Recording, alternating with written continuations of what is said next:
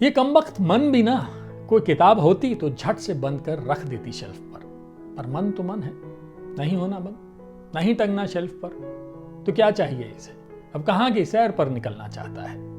कभी कभी काम में डूबे रहने के बाद आंखें आराम मांगती हैं, पर सोने जाओ तो निंद्रा लोक के द्वार पर बड़ा बड़ा सा ताला टंगा मिलता है।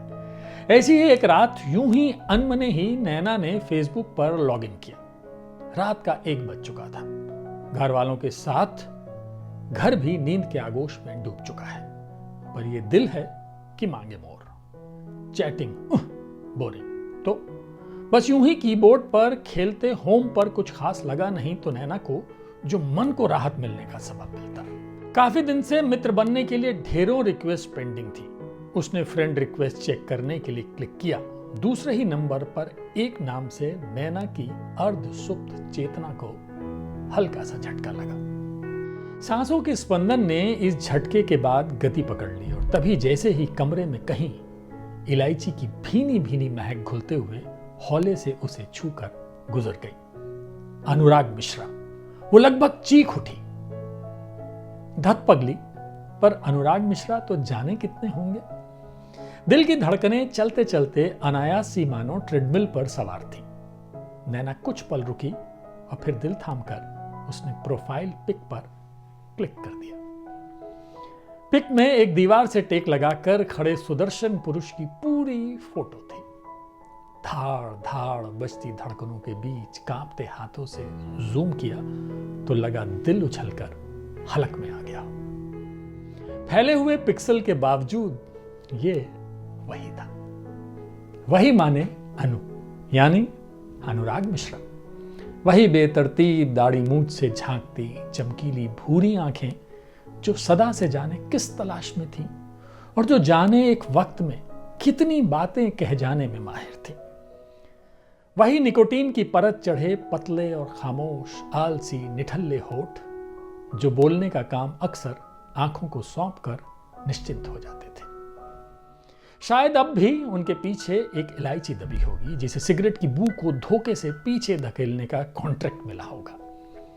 गोरा रंग वक्त की सलवटों में कुछ दब सा गया था। बाल पहले जैसे घने तो नहीं थे, पर थे उतने ही काले और चमकदार। अजीब बात थी, दाढ़ी में चांदी यहां वहां से चमक कर उम्र के सरक गए 1.5 दशकों की चुगली कर रही थी। कंधे कुछ झुक गए थे। अलबत्ता इखरा जिस्म अब भी उम्र के दबाव में आने से साफ इनकार करता मालूम होता था। तस्वीर को निहारती नैना जैसे जड़ हो गई थी।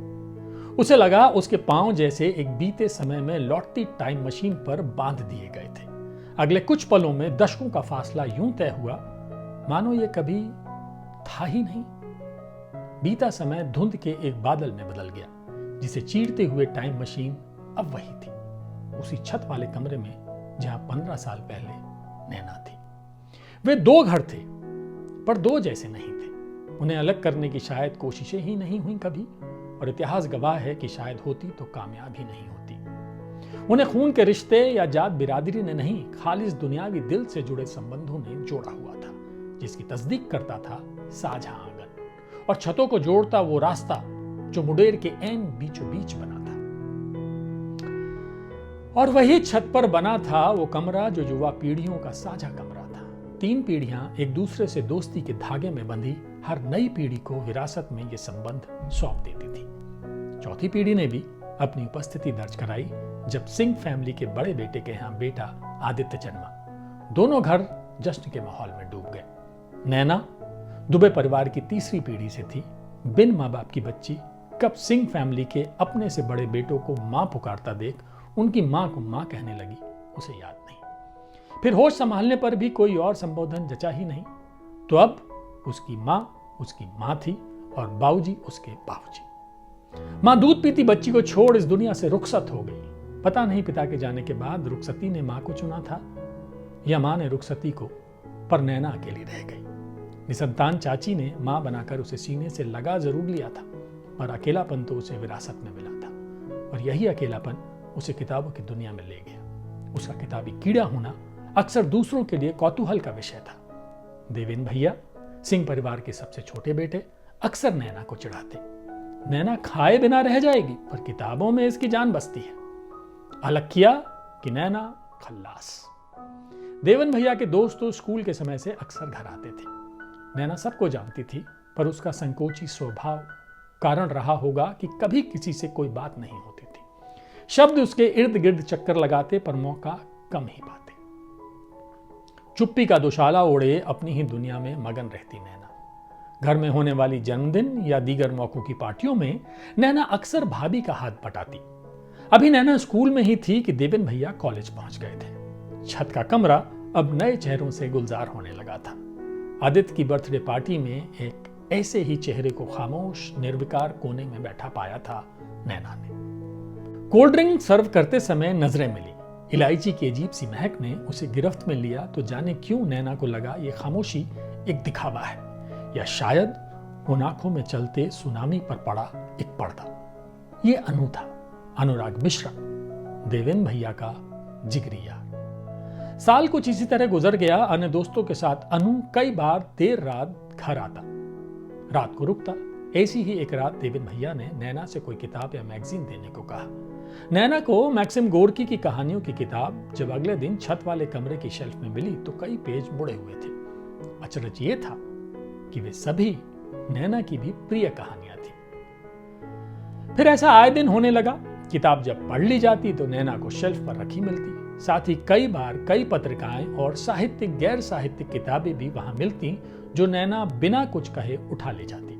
मुड़े हुए पन्ने अपने पढ़े जाने की तजवीज होते, जिसे नैना जरूर पूरा करती। वो अब अक्सर हर 2-3 दिन में आता रहता। बेतरतीब दाढ़ी के बीच परेशान चेहरा व तंबाकू और उसकी गंध को छुपाने के लिए चबाई इलायची की गंध उस कमरे का स्थायी तत्व बन गई थी। एक रात नैना अपनी डायरी थामे फोल्डिंग पर लेटी चांद को निहार रही थी कि छत के कमरे से आती आवाजों ने उसके ध्यान को तोड़ दिया। चुप रहने वाले अनु की आवाजें कमरे की दहलीज पार कर नैना तक पहुंचती उसे विस्मय से भर रही थी। अगले दिन बिन पूछे ही भाभी ने बताया अनु के पिता को उसका आंदोलनों में भाग लेना और पढ़ाई को बैक सीट पर करना बिल्कुल पसंद नहीं था। उनकी केवल एक इच्छा थी कि बड़े भाई की तरह अनु भी पढ़ाई पूरी करे और उनके यहां वहां फैले बिजनेस में हाथ बटाए। पर अनु तो जैसे किसी और मिट्टी का बना था। उसे पिता की शानो शौकत, बिजनेस और ऐशो आराम में कोई दिलचस्पी नहीं थी। उसे ना तो वो छोटा शहर रास आता था और ना ही पिता का हिटलरी फरमान। उस बड़े से हवेली नुमा घर में उसका दम घुटता था। एक तकरार से जैसे ताबूत में आखिरी कील ठुकी और वो पढ़ाई के बहाने दिल्ली आ गया। माँ और बहन ना होती तो वो कभी उन्हें अपनी शक्ल नहीं दिखाता। दिन भर संगठन के कामों और आंदोलनों में अपने को झोंके रखता और 3/4 रात सिगरेट फूंकते हुए किताबों के काले हर्फों के सहारे काट देता। उस रात भी माँ और दीदी उसे लौटा लेने आए थे। वहीं किसी दोस्त के घर पर टिके थे कि देवेन भैया का पता मिला, पर अनु अपनी आजादी को कसकर मुट्ठी में थामते हुए जाने से साफ इनकार कर चुका था। अगले कई दिन छत का कमरा बेहद खामोशी से दिन को रात और रात को दिन की तरफ आहिस्ता आहिस्ता बढ़ते देखता रहा। 3 दिन बाद जब अनु शाम को लौटा तो नैना कमरे में ही थी। नैना लौटने लगी तो देखा उसके हाथ में कुछ किताबें थी, द कैपिटल और चरित्रहीन। शेल्फ पर रखते हुए उसने बाहर जाती नैना को पुकारा। इलायची की महक के पुल पर तैरते कुछ शब्दों ने नैना को छुआ। इन्हें जरूर पढ़ना, तुम्हें पसंद आएंगी। 2 साल में अबोला टूटा था। नैना जैसे सिर से पांव तक सिहर उठी और सिर हिलाते हुए तेजी से सीढ़ियां उतर गई। ना अनु वापस अपने घर लौटा और ना ही लौटने को तैयार था। अलबत्ता उसके बाद वो माँ और बहन से संपर्क में जरूर रहने लगा था। कॉलेज खत्म होने को था, पर वो दिल्ली से जोड़े रखने वाले इस बहाने को खोना नहीं चाहता था।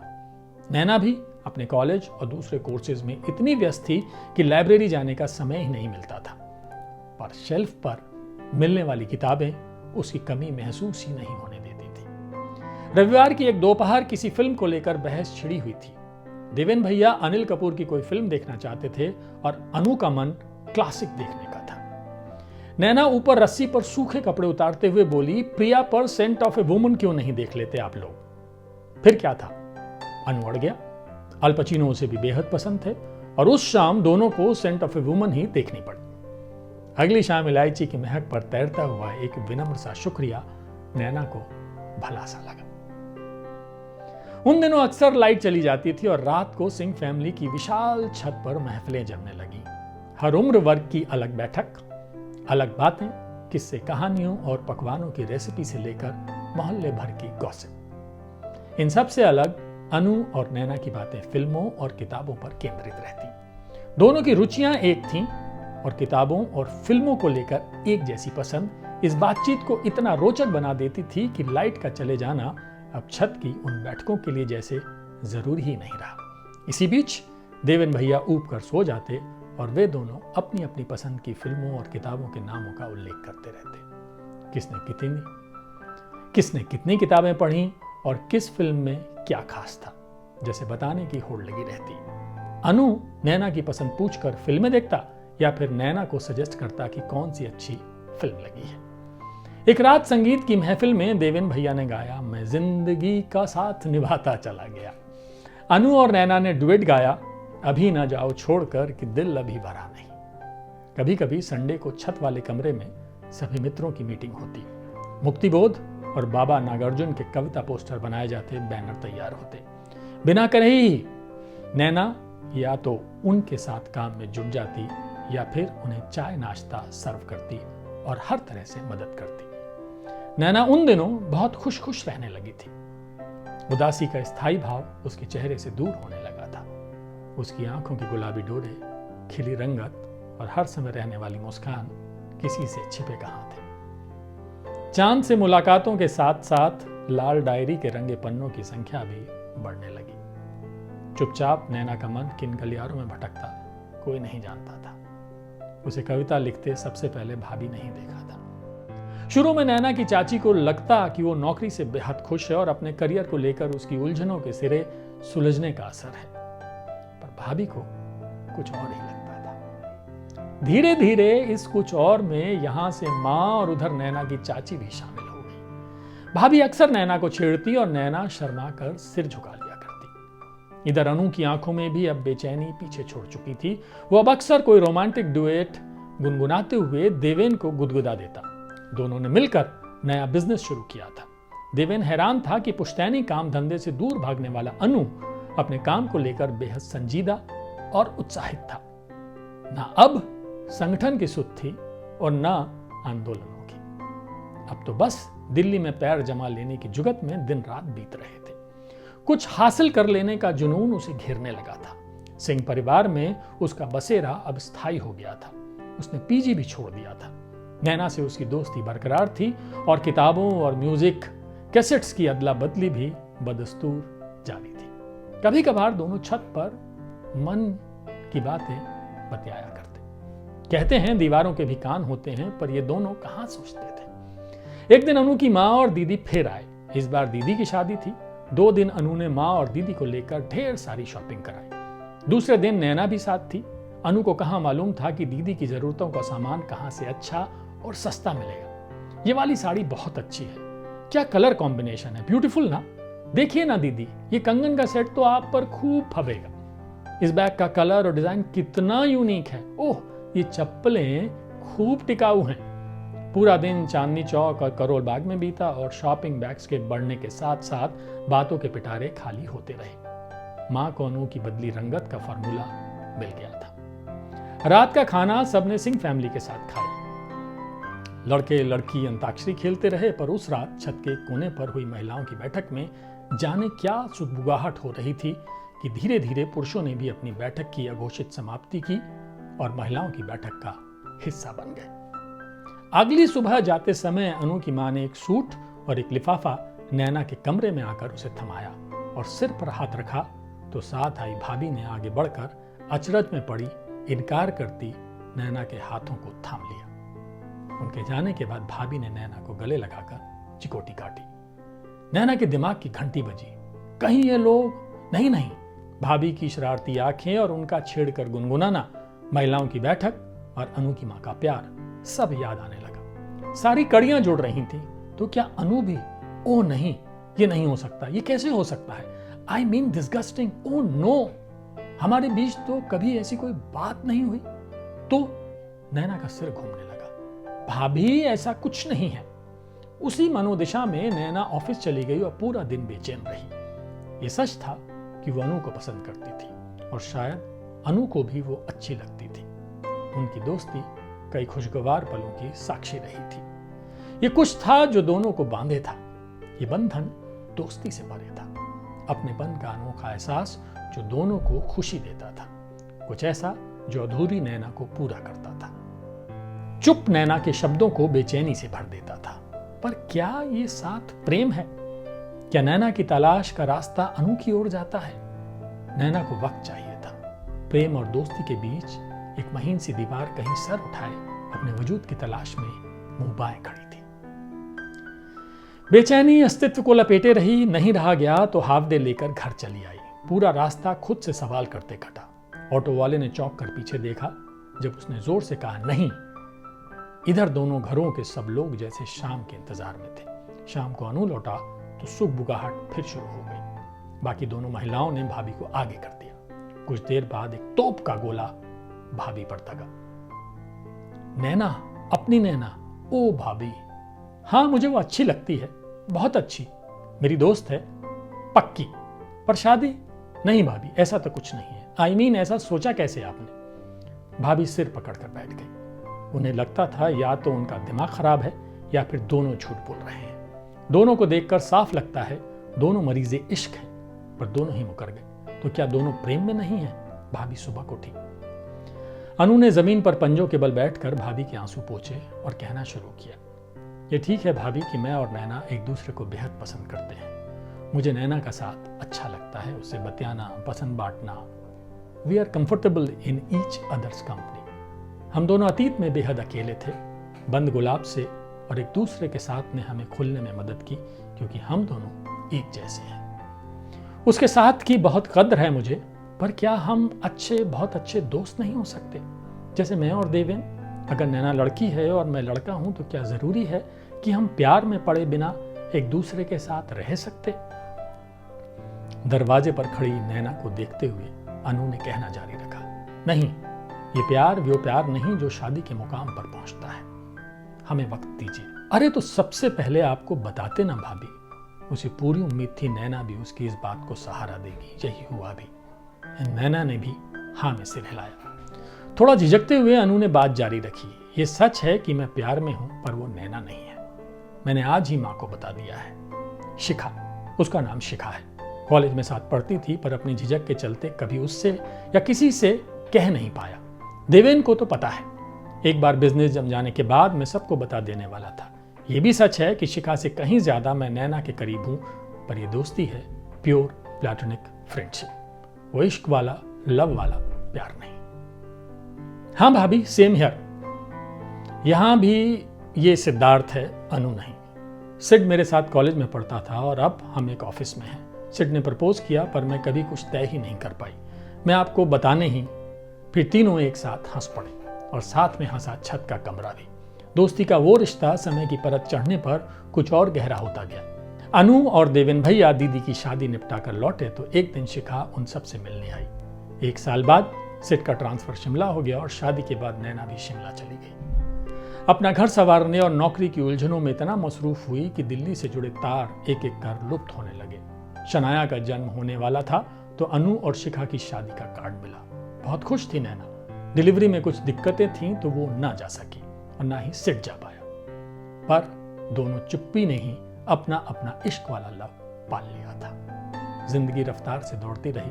कुछ महीनों बाद चाची के बेटे ने डेली अप डाउन से तंग आकर नोएडा में फ्लैट ले लिया। वे लोग नोएडा शिफ्ट हो गए और सिंह फैमिली ने तोड़कर घर बनाया तो छत वाला कमरा अतीत की परतों में गुम होकर इतिहास बन गया। नजरों से दूर होते होते धीरे धीरे यादों की एल्बम पर जमी समय की धूल ने यादों को धुंधला दिया था। आज फेसबुक पर मिली उस रिक्वेस्ट ने अतीत के उन सुनहरे पलों को सामने ला खड़ा किया था। आंखें बंद कर नैना ने सांस ली तो लगा इलायची की वो खुशनुमा खुशबू और वो प्यारा सा एहसास अब ज्यादा दूर नहीं है।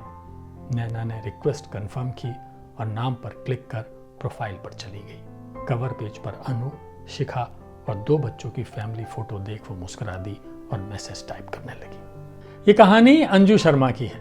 अंजू शर्मा मानवीय संबंधों और नारी संघर्षों से जुड़ी एक जानी मानी लेखिका हैं। कविता, कहानी, लेख लिखती हैं, संपादक हैं। स्त्री शक्ति सम्मान सहित कई पुरस्कारों से सम्मानित हैं।